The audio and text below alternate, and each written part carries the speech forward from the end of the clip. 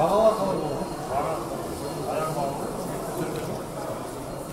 әкімі Ғабидолла Абдрахымов алдымен Айна базарын аялдады, сатушылармен кездесіп, тұтынушылардың пікірін тыңдады. Сауда орындарын аралап, азық-түлік бағасымен танысты. Әсіресе халық көп тұтынатын көкөніс пен ет сүт өнімдерінің құнына ерекше назар аударды.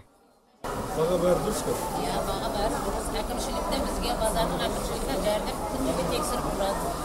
Бәрі жақсы. Доллардың шарықтауы әлеуметтік тауарлардың бағасына әсер етпеген. Қала әкімі осыған көз жеткізді. Ал базар басшылығы болса, алдағы уақытта да бағаны бір қалыпты ұстауға уәде берді. Ол үшін тіпті алдағы 3 айда саудагерлерден салық алынбайтын болды. Дегенмен бұл жеңілдікке отандық өнімді сататындар ғана ие бола алады. Бұл айда өтіп кетті, уже келесі айдан басталады. Келесі айдан. Ол определенный бір условиялар бар, оның барлығына кетпейді, ол определенный условиялар. Кім базарда бағасын көтермейді, әйтпесе ол бәріне бірдей бола бермейді ғой. Сол жағдайда өзінің определенный условиялар бар.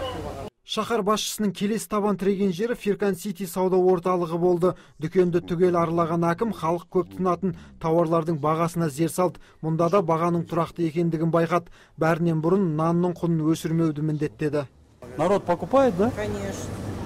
Очень нравится продукция. Цены остались такие. Цены остались те же самые. Каждый день получаем все свежее.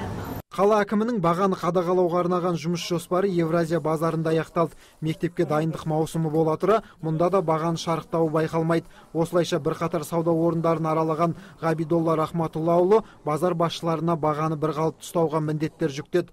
Қадағалаушы органға күн сайын сараптама жасап отыруды тапсырды. Жанболат Мелсұлы, Кирилл Мачалин, ТВК телеарнасы.